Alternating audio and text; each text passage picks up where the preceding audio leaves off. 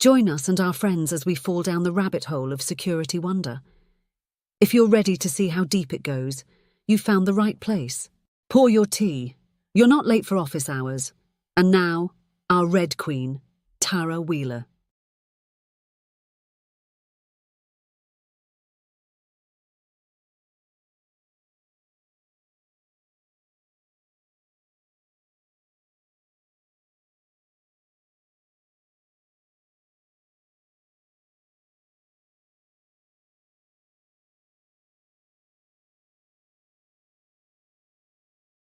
It is absolutely lovely to get a chance to be with you folks today. Hi, I'm Tarah Wheeler, CEO of Red Queen Dynamics. It is a joy and a pleasure to have my friend, colleague, mentor, and general all-around terrifying guru, Bruce Schneier, join us today. Bruce is an internationally renowned security technologist called a security guru by The Economist, and I don't disagree.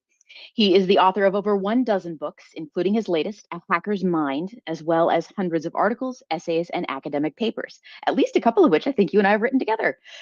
His influential newsletter, Cryptogram, and his blog, Schneier on Security, are read by over 250,000 people.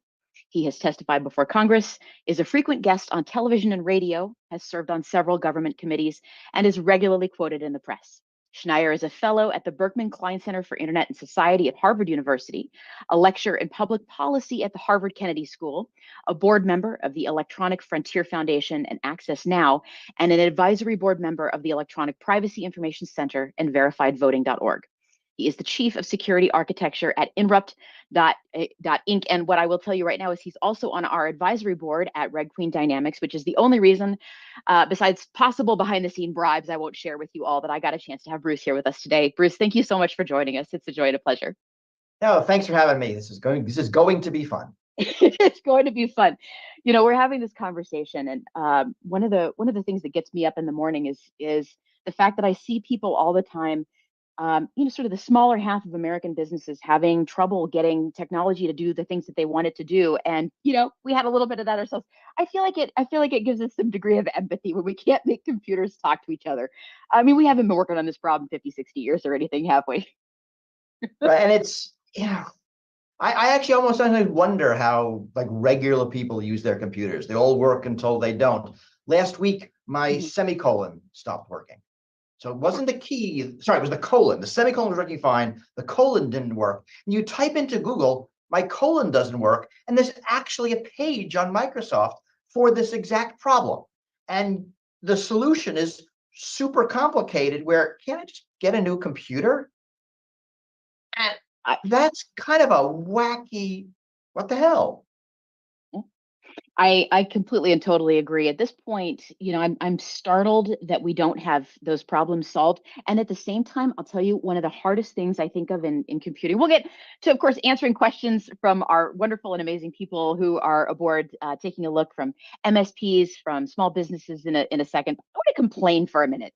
Like, if we're going to just sit around and be inexperienced, can I tell you that calendaring is the single hardest problem I have ever discovered in computer science, because it backs up into physics and religion in both directions. And I can't imagine that we're going to solve that problem. I think we just have to leave it out there, sort of like P equals NP or something like that. I default by using very, very low tech. Now, that doesn't solve it for anybody but me. But I agree with you. I mean, I travel a lot. Time zones are terrible. Nothing works regular. I hear it. Well, this is this is going to continue to be a problem. And one of the reasons I think that we want to try to pretend that the most basic problems are solved is because for a lot of people, I think in cybersecurity and information security, sort of at the bleeding edge, a lot of the problems that small businesses and service providers face are boring now. Like, I think I've told you this before, at least one time. I got asked a couple of questions by, I think, somebody interviewing me, who said, kind of tell me about the next 10 years of information security. And I said, yeah, I'm going to be dealing with invoice fraud, business email compromise, and ransomware. And they said, but there's so many solutions out there. Why do you think you're still going to be dealing with those problems? And I said, those solutions don't work for small businesses. We don't have tech problems in information security. We have human problems in it. And until we solve those problems, we're just not going to see I think, a real difference. The tailing edge is never going to go away, ever. So I teach this in my class as economics and psychology. I have an entire class on this that looks at cybersecurity through the lens of, what is economically viable at different levels and what, people will put up with. And I think you're right. As you get into small businesses, the economics is kind of a mess. And, just like our problem, getting the video to work, the psychology leads towards frustration and powerlessness, and things that are technical solutions don't end up being viable operational solutions. I think that's really interesting. And it's everything from, SIM swapping. We learned that the SEC was hacked through a SIM swap attack. Like, why can't we solve that? That's an easy one. Because, the phone companies don't want to solve it because it's bad for their business. Ultimately, it's that last mile. Us. Yeah. And it's bad for them to admit that they can't do it. The number of people I think I've talked to at this point who are like, that my 3 least favorite words in the English language are, why can't you just, right? Can't you just? I'm annoyed deeply by that, because the last mile problem in technology is usually what we say when we can't figure out how to connect to the person at the other end. Not a piece of technology, but the human on the other end that's making decisions and connecting to it. So this is going to get fun. We just need to sit down and no, but that's right. Yeah. You're defining last mile more properly, because the last mile includes, the space between the keyboard and me. Right? I mean, the last mile ends here, doesn't end at my screen. And I think it's really important, and people forget that computer security has to go way back to the person and not just the object the person is using. So let's talk about how we connect with people in a situation like this. I was talking to a couple of people before this conversation. And I finally, folks, I finally got a standing desk. I'm so proud about this right now. Just in case anything jiggles up here, it's definitely because the cat is pissed off about the lack of his bed. I'll pay the cat tax later, I swear. But the conversation I was having with some folks is, Bruce, I've talked to other people, Chris Wysopal, Wellpond, the guys from Loft, Wendy Nather, Jake Williams, a bunch of people. And I've asked them this question, which is super interesting. I say, I know Eva Galperin, wonderful person I've spoken to about this before. I know you, as a person who is known for cybersecurity, you're going to constantly be getting messages from friends, colleagues, distant, relations, about, somebody's mom's salon got hacked, somebody's mom's accounting firm got hacked. Who do I send them to? And you can't solve all those problems yourself. And so a lot of people I know have what I kind of call the back pocket MSP. The person that you send people to who can solve their problems. Sometimes there's a few of them. Like for me, for years, I would send people to InGuardians, send people to Secure Point Solutions. I'd send people to LMG Security in Missoula, right? These are people that I send somebody to and I go, I can't help you, but I know who can help you.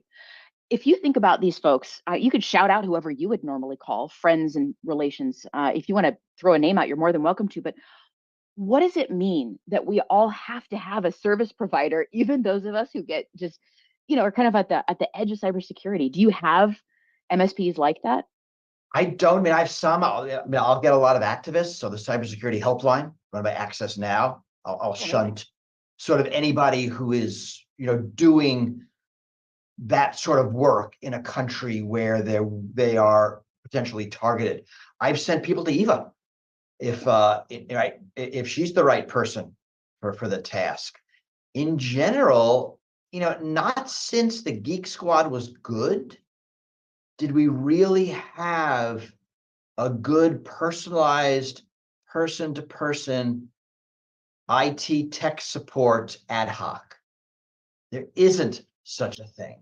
And that's, I think, really bad. And I think that's where, if your colon key stops working, you get a new computer, because fixing it is an insurmountably hard problem. Or your printer is misconfigured. Now, people who can talk printer are gold, but if you don't know one, you're tossing a perfectly good printer because you can't get it to work. I don't think we have that kind of support. I mean, I wish I knew who to send people to. But aside from some very narrow cases, it's, find someone's kid who's clever. That says something. I mean, it genuinely says something. I'm remembering I've made this joke a couple times before, I think, but like the first time I dropped out of high school, I went and I worked for my stepdad's MSP. And you learn a lot when you're about, 16 and you think you know 'em, and you think you know a lot already, and you're busy trying to just crawl under desks to hook up the computers at the old folks' home or at a local accounting company or at a livestock shipping and supply store, right? You learn a lot about the fact that sometimes the only thing that really solves the problem at the other end for most people is somebody's smart kid reprogramming a VCR. I have been that smart kid and it is exhausting, honestly, and it's And not it's being feasible or there, sustainable. And and it's it's being not there, scalable. right? Yeah. Right? You could do some of it over the phone, a lot you can't. I mean, I end up, troubleshooting my mother's computer, and that's the only one I can't shunt off on someone. And sometimes it's, look, can you just wait until I get there in a couple of weeks? Because otherwise I'm not going to figure it out. It's interesting to me that no other industry could survive with this level of reliability. Automobiles, consumer electronics, appliances. There is nothing on the planet that would be a viable product if it was like this. Yeah. And it is interesting that we put up with it with computers for a whole bunch of complicated reasons. But what the hell, maybe we shouldn't. Even our Well, phones are a lot better, right? So we can do it better. Our phones get into weird states much more rarely. Now, some of that is the controlled ecosystem. I mean, nothing goes on my iPhone unless Apple agrees. Now, that has a lot of monopolistic problems, but it allows them to control what's going on. I have a lot more flexibility how I configure my PC than I do my iPhone. I agree, which is why it's so annoying and so problematic. You get the issue of the SIM swapping last week that we were all having this conversation about. I'd actually love it. There are a lot of people, I think, asking this question now of their MSPs. How do I stop SIM swapping for my employees with their devices? I mean, can you talk a little bit about what it means and how somebody who's just trying to communicate with a trucking company tells them how to prevent SIM swapping? What is it and how do you stop it? Right, so you can't is it so SIM swapping, right? And so this is where, because when I describe it, people understand why you can't do anything. Someone calls your phone company, pretends to be you, and convinces your phone company to switch like your phone number to their object. And once they do that, like how you log into things, you get codes over SMS, and they change all your passwords. And right, why can't you do anything about it? Because you're not involved. The attack has nothing to do with you. It's the attacker calling the phone company. You don't even know what's happening, right? So you are an innocent, ignorant victim here. You didn't do anything wrong except maybe get a smartphone, which in today's day and age is not a mistake. So here we are back into economics. Phone company wants it to be easy for you to replace your lost phone, to get a better phone, all of those things. Right? So the same system makes it easy for you to SIM swap when it's legitimate, makes it easy for the bad guys to SIM swap when it is illegitimate. Right? They can add authentication. They can demand, they'll pull up your credit report and give me your last 5 transactions, or which address did you live? Stuff that TSA does if you forget your ID when you go to the airport, right? They pull up basically your credit report and they ask you personal questions, right? That's how they do it.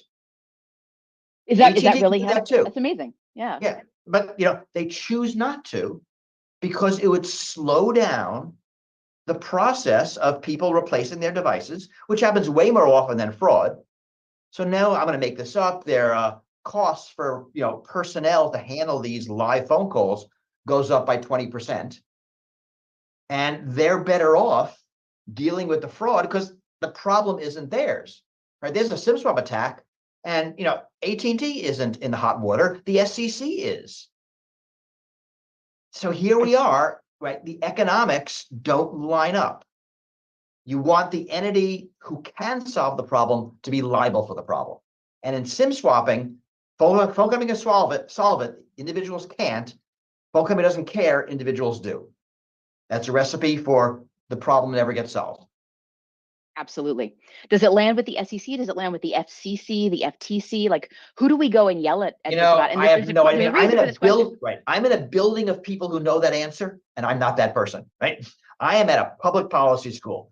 There are people who know that. And right, there's somebody who's in charge. It's not me. I know that. Mhm. And I don't know where in government. It's probably the FCC because it is inherently a phone, but it might be the FTC. I don't even know how to Google that question. That's what's so fascinating about this. So first of all, Tuomas, thank you so much for the question about SIM swapping. That's really important. And I want to come back to this question about, I don't even know how to Google it, because I think that's incredibly key to the stuff we've been talking about the FTC and the recent ruling on October 27th impacting small businesses in the US. This is the one where non-banking financial institutions now have to do reporting after 30 days to the FTC if they lose more than 500 pieces of customer PII, with no limitation on firm size. 7-person used car lot in Kennewick that has to process credit applications is now under that FTC rule. And here's the question: I don't know where to tell them to go. Where do they report that even? Right? Do they call the FTC? Is there a 1-800 number? I literally don't know. Unlikely, right? They're going to call and say, "Who are you? Go away." Who are you? Go away. Like literally, how do you even do? How does that process work? And that's absolutely that right there is part of the brokenness, because the people who care and have the rule and who are in government are unreachable. The people who have created the problem at the phone companies are also unreachable. At least the part of the phone company that will be able to solve the problem is unreachable. There's nobody who can solve a SIM swapping problem if you dial 611 from a T-Mobile and equipped phone, right? I'm concerned at this point that my real phone number is as valuable a piece of information as my social security number, if not more so. And that's really interesting, because we all have to build this system. I mean, sort of it flows backwards, because passwords suck and they're hard to remember.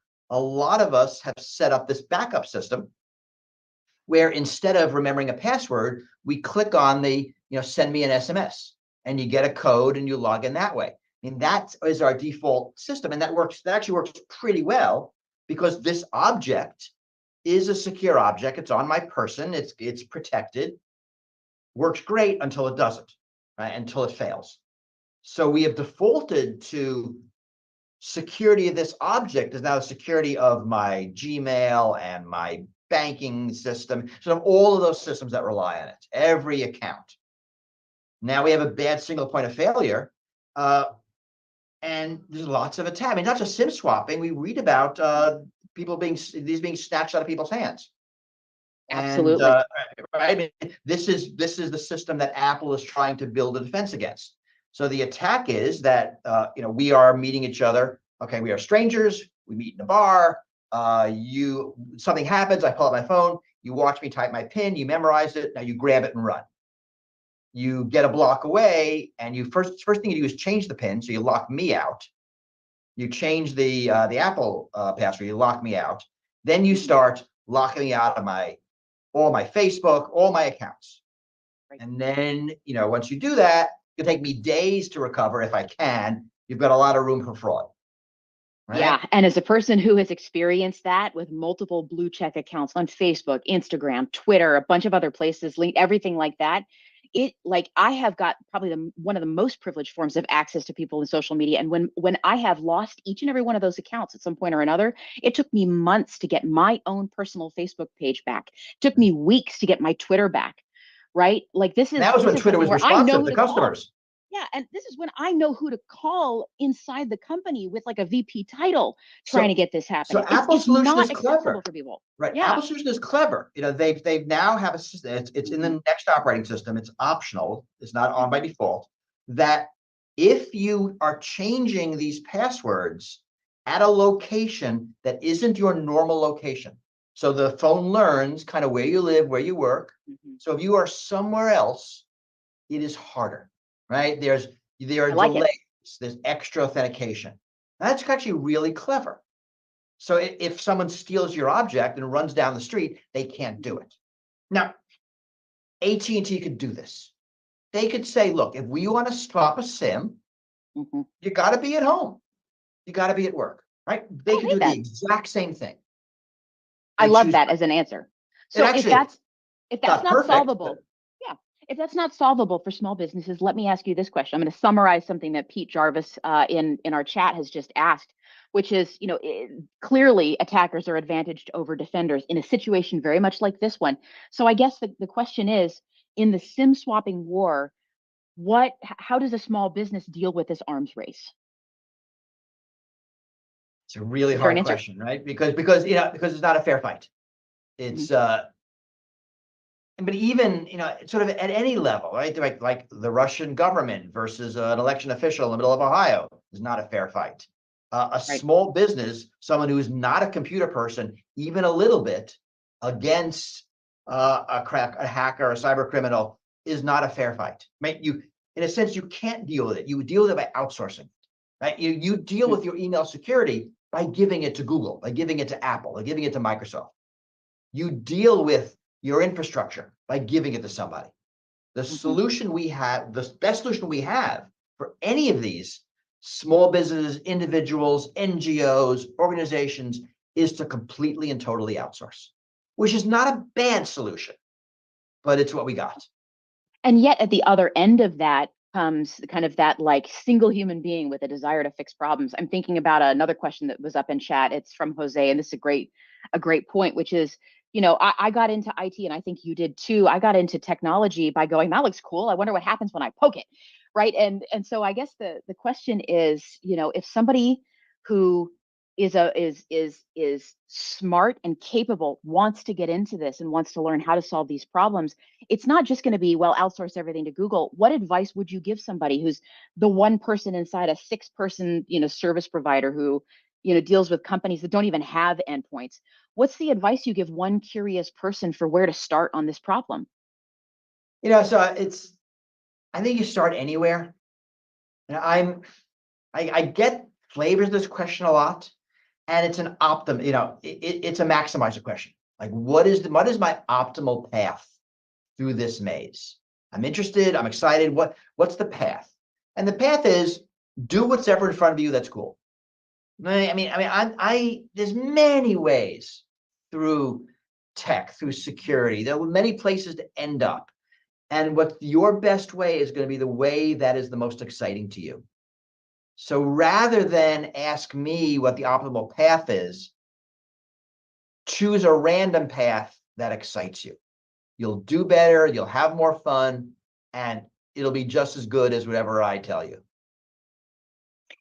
I like it, and I agree. I'm just going to sit back here and ponder that Rubik's Cube I still haven't solved yet, that Jen Easterly handed me one time at a conference.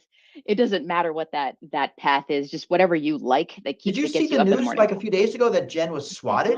I did. Oh my God. The level of what this country is dealing with in terms, and that, by the way, folks, in case you don't realize that would be a cyber threat, right? The ability of somebody to do that over automated systems is terrifying. So be aware that this is a director of CISA we're talking about. This is not just like a regular person. This is a very important cyber U.S. government official. Maybe I like top 3 or 4 in the country. Absolutely. She was swatted in her home like over Christmas break sometime. So I think about this, and I'm going to take it over to a different concept here, because whether it's Jen or you or me or my mom or a small business or a service provider, we're all talking about different flavors of risk at this point, and it's pretty much accept, mitigate, transfer, right? And so when I think about the risk that people experience, and we can sit here and talk about the absolute shit show that is Jen Easterly getting swatted. I mean, in her own home alone. This is what the record published all this, but we got to think about this. This is like SIM swapping. What can she do? Nothing, because she's not involved. Right. Somebody calls the police with a fake, active shooter report. So there's no security she, you, I, anyone can do in this case, because it's not us involved. The downside of all this outsourcing is that when things happen, we have no control over it. So it's good when it works well. I mean, we actually want to outsource the protection of society to the police. That's better than like vigilante justice. But when it goes bad, it's really bad. Sorry, I just derailed you. No, you're not derailing me, but this is kind of the point, because that's accepting the risk, right? Like you're like, there's nothing I can do about this right now. I'm a single human being. I got my battles to fight. I can't solve this problem. One of the ways that we on an individual level transfer risk is that instead of using cash, we use credit cards for online Mhm. transactions. Why? Because if something goes awry, you can go to the credit card company and be like, reimburse me. This was fraudulent. And remember, On the a only reason that happens is because the law mandated it. That's the right, Fair Credit Reporting Act, 1975. absolutely. Although before that, we were all liable. So Yeah. yes, right, that works. But if the government forces that to work, Yeah, this is right here the point of the concept of risk transfer. If you can't, as a managed service provider or a small business, handle or mitigate the risk of SIM swapping and these kinds of attacks in your small business or with your clients, then your option then is to find some way to buy down that risk, which is why cyber insurance is such a fascinating field right at the moment.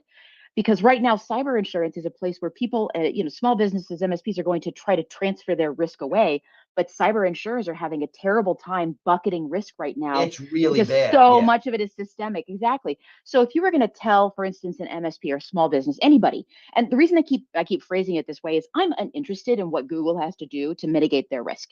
I'm interested Right. in what Joe's Trucking has to do to mitigate their risk of losing 7 box trucks, right? That's what I care about. And so, what I think that their MSP might want to buy cyber insurance, is it meaningful? Do we think that there's a point in buying cyber insurance to mitigate a cyber risk like SIM swapping? And if so, do you think that cyber insurance companies are going to get wise to this and join a regulatory battle to try to get cell phone providers to fix their shit? Yeah, so no, right. So we've been hoping insurance was going to help this industry for a bunch of decades. I mean, kind of since the Y2K problem. And I mean, Josephine Wolf is the researcher who I think studies this the best. And when I've heard her speak, Mhm. she basically says there's this constant back and forth between the insurance companies offering these policies. They end up being way more expensive than they expected. So they cut out stuff they cover and they offer again, and they're way more expensive. And it's not working yet. And it's going to what you said. This is, such a dynamic, right? Things are changing so fast. Mhm. So the problem with getting insurance is a lot isn't covered. And it's Oh, stuff that like you'd think would be covered. It's stuff that intuitively would be covered. So that's all not working like we thought it was. I agreed. want insurance to do what you said, right? I want insurance, whether it's through government regulation, like you can't sell pajamas that catch on fire, period, or whether it is through insurance regulation, right? Mhm. Um, underwriters laboratories, right? You have to use certified electrical equipment or we're not going to pay if there is an electrical fire, right? That is not a government mandate. That is an insurance mandate. You can do either. Uh, I think Michael Chertoff just said last week that he Mhm. thinks the US government should be a backstop, right? An insurer of last resort. Going to have that sort of same thing for terrorism, some cases for flood insurance. But I don't think it's going to work because the risks are too dynamic and crazy. And unlike floods or terrorist attacks, cyber attacks happen all the freaking time. Mhm. So, I want insurance to work better than it does, Mhm.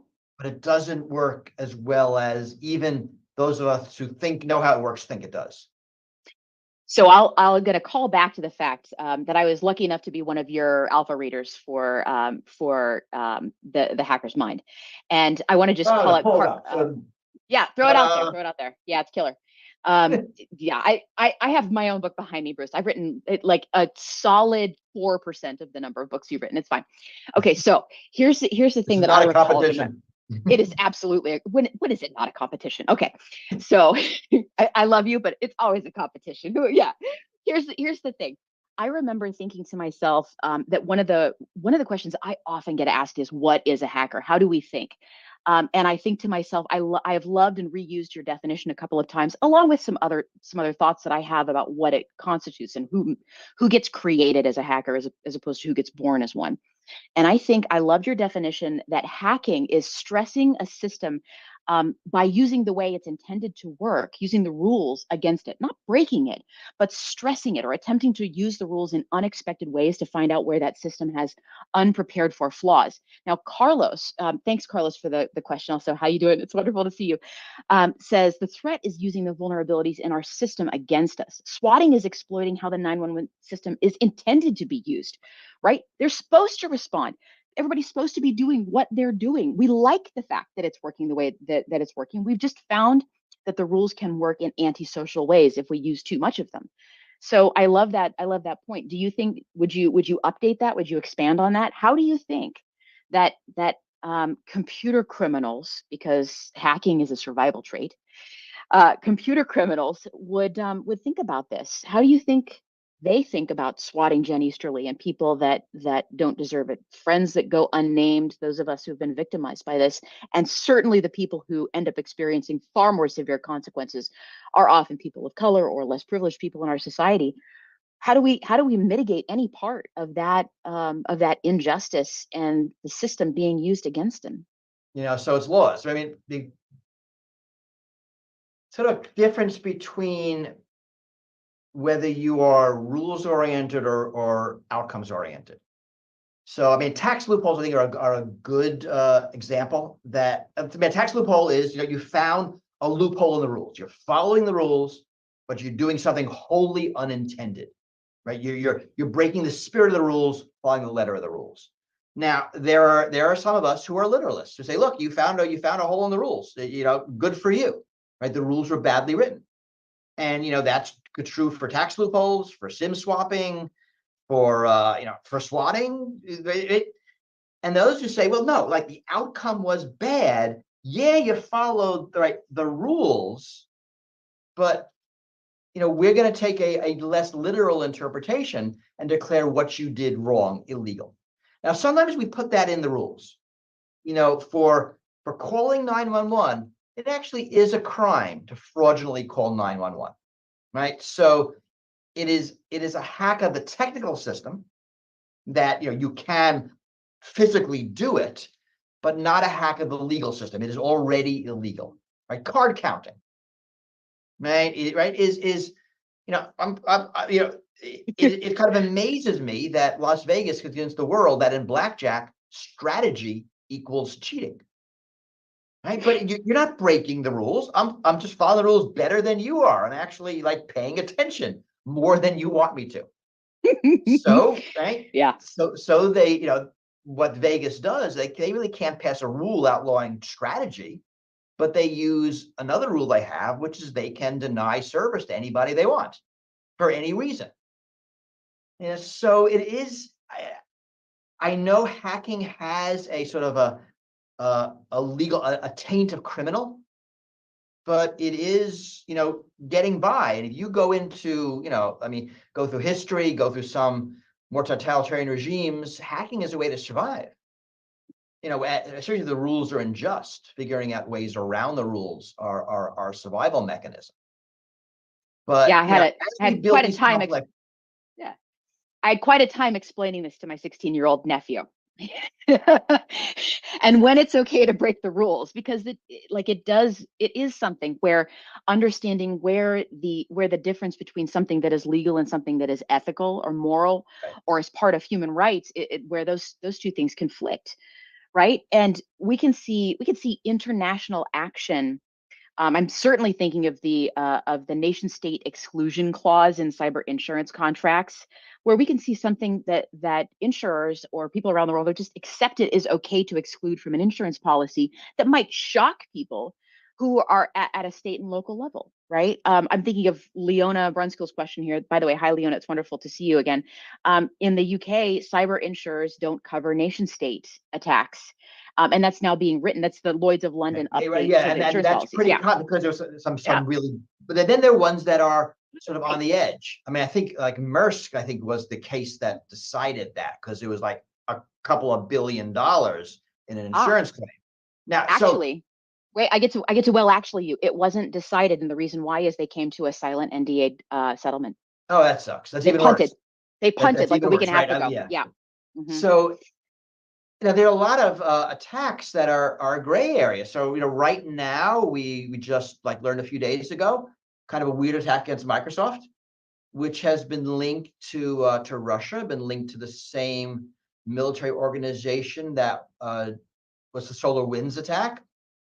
Super weird attack where Microsoft had this ancient legacy, unimportant test server with an account they forgot to disable that somehow gave someone access to corporate executive email. And we're not quite sure how that works, but it seems like a bad thing. Now, is that covered or not? We don't have a definitive attribution. Like it comes from Russia, we know that, but is it state sponsored, state sanctioned, state affiliated? Is it just a citizen playing politics? And so now you've got to figure out the org structure of the attacker, which you're not going to do to figure out if the insurance pays.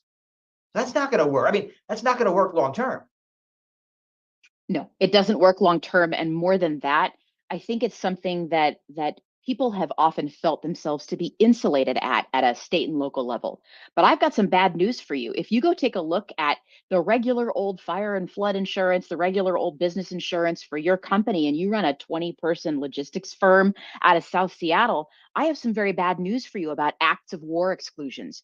Go take a look at the lease on your office space, because if your office space is damaged from a critical infrastructure attack that causes problems with the electrical grid or water, and you lose everything in something like that, and it is determined with attribution that that was a nation state attack against some form of infrastructure, your insurance will not be paying it. And that, And of course, I don't know if it's right or wrong. And that was fine when we were worried about like the enemy lands on our shores and they might drive a tank through your building. Right. I mean, it's obvious that's an act of war. That's a foreign military, right? You look out, you see a tank. But when it's a cyber attack, that they could be from anywhere. There's no invasion in the classical sense. So that difference doesn't work in the same way that it used to. Yeah, I strongly agree. And it makes me wonder, what is so many times my recommendation is call your policymaker. But if you are somebody Yes. who's dealing with this problem, it's not going to get solved in the next 5 to 10 years. I'm going to be frank with you. So there's a hole where people are just existentially unprotected against major cyber attacks. And I think attribution in major cyber attacks are going to increase, not decrease, right? So if this is the case, you're a small business in the United States. I don't entirely disagree with Chertoff on the concept of the United States as an insurer of last resort for something like this. If this behavior, this policymaker behavior, is acting in the same kind of way as an emergency authorization for extended unemployment benefits, like many people got in the pandemic, right? Like that seems to make some sense to me. That's a good compromise on a lot of levels, and I think the expense of it will push policymakers to start having further conversations with regulators and cyber insurers. Does that make sense? Tell me I'm wrong That's here. interesting. I mean, that might work that way. Hmm. I worry about the intricacies of implementing a backstop and how it would perturb the industry. But maybe you're right. That would force government's hand in a way that we haven't seen before. I tend to be suspicious of. I mean, right now I think we are totally incapable of government solving hard problems. I mean, in a sense, the EU is the only superpower able to regulate big tech. The US is not at this point, but maybe that will change. I just saw balloons fly overhead. I saw balloons fly over me too. I think I'm on a Mac, and so I think if I do this thing, I think I get the little. I forget what You happens. think? Oh My God! You think AI is noticing your fireworks. hand gestures? Yeah, so I get fireworks. See, I don't know if you're on a Mac or not, but there's little fireworks and stuff that pops up when I would turn that feature off in a millisecond. No, I like it. It makes me happy. You know what? The computer makes me happy on this one. I don't have a problem. And like you just gave me the most beautiful opening on this one. I am getting more and more questions about how is AI going to affect my business at the small business level, the MSP level. And my answer has been and remains two different ways. Offensively, it's going to be because there's better and more there's better English language style phishing and spear phishing attempts, and defensively, it's going to be better heuristics for SOCs, basically on notifications. And other than that, we're not fundamentally going to see, I think, some major changes. It's just going to be a matter of scale. Yeah, I mean, tell me what you think. phishing, I don't think there'll be any change. I mean, already the problem with the problem phishers have is not the start of the funnel. It is getting people towards the fraud. So getting more people in the funnel doesn't help. There's a reason why phishing emails are so lousy. And this is work done at the Cambridge Cybercrime Center, that the criminals only want the most gullible. Anybody else is not worth their time. So they deliberately make the phishing emails sucky to weed out people who are not that gullible. If AI is able to move people through the pipeline, then you will see a change, because now you can just better paralyze your crime. My guess is when I think about the AI arms race, offense versus defense, that defense has the near-term benefit because we're already being attacked at computer speeds. And being able to defend the computer speeds will be a major change. So better heuristics, what you said, I think that's going to be more important. And in the next few years, it's going to be very important, especially we're talking about small, medium businesses that don't have a SOC, that don't have, an incident response team, that are just like, I don't know, it works. Now it doesn't work anymore. If people can automatically set up defenses that can be reactive, that can respond in real time, that is a huge benefit. The other change I see is in AI finding vulnerabilities in source code. And this is interesting to watch, right? If you think about it, it's the kind of task you'd imagine AI be good at. It's pattern matching, and it's an enormous amount of data, looking for, ways things connect. And there's a bunch of research on AI's finding of vulnerabilities. This isn't generative AI. This is, other AI systems. And, they're mediocre at it, but we know how this game goes. Like every year, the AI gets a little bit better and humans stay about the same. And eventually the AI passes the human. We saw this in chess, in Go, and reading chest x-rays, and lots of tasks. So I think we have a possibility in the next decade of source code vulnerabilities. Well, like not all. I mean, we have like theoretical issues here, but all easily findable source code vulnerabilities being a thing of the past. And that would be a really different world. Okay, in that case, and looking at that as kind of a bleeding edge solution, every day, we wake up and build things for people that aren't touching the bleeding edge of anything, right? And so we just go straight to the human being questions, integrations, sure, absolutely, but really, ultimately, the people are the best sensors, believe it or not, for what's going on around them. And asking people questions has a great deal of power. How is the security around you? Do you know who to ask? Yeah, what's but going on over there? That works to a point, right? Asking you questions about your gut biome is useless. Right? People are good at answering questions about security around them at the scale of their perceptions. Right. At other scales, they're not.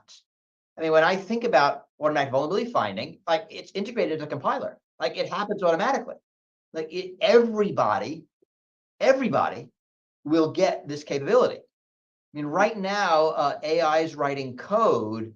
They write mediocre code, and the studies are that they write less secure code. Humans write better code. But that's the study of it 2 months ago. Like 4 months from now, who the hell knows? This stuff is moving so fast. Eventually, next year, 5 years, I don't know, the AIs will write more secure code than the humans will. And that'll be a huge difference. So yeah, I mean, humans are really good to ask questions, but understand human limitations, right? We can't ask them questions about things they don't know about. Right. And the nice thing about AI is they'll be able to perceive at different scales. Hugely. And if we see that, we also Yes. have we've got new ways, hugely, exactly. We've got new ways to keep people safe, as well as new ways to try to defraud them. And that's, I think, at least part of the message that is getting lost here is, people are panicked about new ways to use AI offensively. Don't worry, defense is evolving just as fast, which is nice. Right. It's But as evolving you at a very said to tight start curve. you said to start this out, Yeah. attack is easier than defense. It is. Right. It absolutely it's is. not changing. You either know the whole idea. I actually did this in class yesterday. Right. I talked about the position of the interior. The defender has to defend the entire attack surface. Attacker finds one way in. The attacker chooses the time, place, and method of attack. The technological imbalance is in favor of the attacker. And that's not obvious, right? You think about warfare over the millennia, went back and forth, but right now with tech, the defense has the advantage. And I don't see that changing anytime soon. Overarchingly, I agree, and I'm glad to see it. I remember having a conversation with Malware Jake about at least a little bit of this, and one of the things he was describing as the key problem, getting people to understand issues in terms of the difference between espionage and warfare, is the asymmetrically huge value of capturing a piece of cyber warfare technology as opposed to something physical. If you capture an M1 Abrams tank, you have captured one M1 Abrams tank. But if you capture one piece of software, you capture every single computer that it is installed on. And that's the challenge and the change that I think a lot of people are trying to grasp, is the scale. And rather than understanding the real set of risks, I think we've got people overreacting in the cyber insurance world and underreacting in the world where we still have companies that have 3-year-old on average patch cycles. Right? Like, I don't know how that's excusable at this point. Yeah, I mean, when we're talking about, I call class breaks, the fact that, that things break as a class. It's not like your car breaks, it's that all copies of Windows break, right? You didn't just capture a tank, you captured all SolarWinds installations on the planet. And that difference in failure, I agree, makes insurance very complicated, makes defense complicated, makes policy complicated. Agreed. And I also see that there's a great point brought up by Carlos on this one. So yeah, JC says the AI can be used to help SMBs improve their security because they're starting from a very low baseline. Can you give an example of that?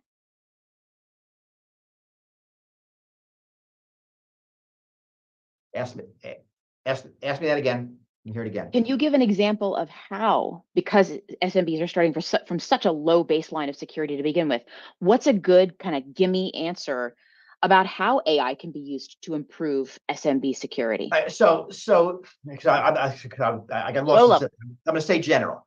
I mean, Yeah. what AI does, I mean, its trick, right, is it does things that used to be the exclusive purview of humans, whether it's reading chest X-rays or generating a limerick, right? It's doing human things. The problem that we've talked about pretty much the last hour is the fact that the small business lacks the expertise, and there's no really market to give them the expertise because it's too expensive. They can't afford it. Now, if an AI can be their expert, just like I might have, and we're going to have AIs as therapists and life coaches and investment advisors and all those things, right? We can have an AI system be someone's cybersecurity advisor, and that could be strategic, on what products and services to use. That can be tactical. You're being attacked. Oh, right now, what should you do in the next millisecond? And everything in between. Now, so I paint this vision, and I think it's going to be true for a lot of things. The important thing here is that AI must be trustworthy. Right? If I ask the AI, I don't know what vacation destination would be best suited to my personality, is it going to tell me the right thing, or tell me whoever slipped its company money in the back end to promote their hotel brand? Right? If I ask it which, antivirus, which authentication system, which, to use in my organization, is it going to be accurate? Is it going to be honest? Or is someone going to be able to pay it off? And I worry a lot about AIs that are going to be using the Google search business model, right? That people pay Google to make sure you see their results when you search. And, Google over the years has always made it kind of less obvious which results are real and which are organic. Amazon makes it impossible for you to get legitimate search results for products you search for on Amazon. First like 6 pages are companies that paid to be there. Agree. Right? And AI is going to be worse. It's going to be relational. It's going to be conversational. It's not going to be those flags. And, they're being run by Google and Amazon and other companies like that, and Facebook, right? I mean, their business model is shoving things in front of you that you don't want to see. That's what they do. So, I want these AIs to be able to be trusted advisors, and if you're talking cybersecurity advisors, but they need to be trustworthy. Otherwise, they're not going to be trusted. I love it. It's important to think about, and I want to dig further into that. Not this minute. I'm going to dig into this conversation with you later on it. But I do want to ask you one. I'm going to have two quick last questions. I think the second to last question is going to be if you could give just a short answer to this question. If you could give managed service providers any single piece of advice about how best to keep their cybersecurity, often unaware small business clients safe, what is the single piece of advice you would tell people who are running managed service providers? It's going to be do it. Right? I mean, the notion that we're going to educate the consumers is, I think, a fundamentally flawed model. That we need to build systems that work with uneducated consumers. You don't have to be a mechanic to drive a car. You shouldn't have to know about computers to run a business on a computer. And the point of a managed service is you are encapsulating the expertise so that they don't need the expertise. So act like it. I love it. That's a great answer. And my last question is the same one we ask everybody else. Bruce, Uh-oh. if you didn't do this for a living, if you didn't have the job of being an author, being a speaker in cybersecurity, and you could do literally anything else. I've heard answers from starship captain to blacksmith to international diplomat. What's the job that you would be doing instead in the alternate universe? All right, never thought about this. Basically, I think what I do well is explaining. Right. And I remember in college when I had a student job, it was an explaining job. I love it. So it would be something else in the explaining field. Isaac Asimov famously said if he grew up 100 years earlier, he would be a rabbi, infamous in the community for his very interesting stories. Right? Because he was a storyteller. I'm an explainer, so it would be something else. That would be explaining. But I love the adversarial nature of security. Right? It's not like explaining paleontology, because it's not just a bunch of facts. This is interactional, right? Attacker versus defender in a way that regular things aren't. All right, that was a terrible answer. That's all you got. Yeah, I love it. I love it. All right, folks. Bruce, first of all, thank you so very much. This was absolutely wonderful to have you aboard, and I am thrilled to get a chance to speak again with you in future. I definitely know I get to show you and show some other folks. I invented some cocktails. One's called the Spicy Red Queen, and one is called the Ruby Ruler. I'm going to pass you. You already got some of that chili sugar I sent you for Christmas, I think. So here's we're gonna throw up some of the cocktail recipes here for folks that haven't had a chance to look at it, and I will challenge you all to get a chance to make some of those. Come and find me at a conference. Come and have a conversation with me. I'll pass some of that out to you as well too. It has been an absolutely wonderful time with you all, and thanks again, Bruce. So appreciate it. We'll see you folks next week. Really looking forward to it. Have a great week. Bye for now. Thank you. Bye-bye.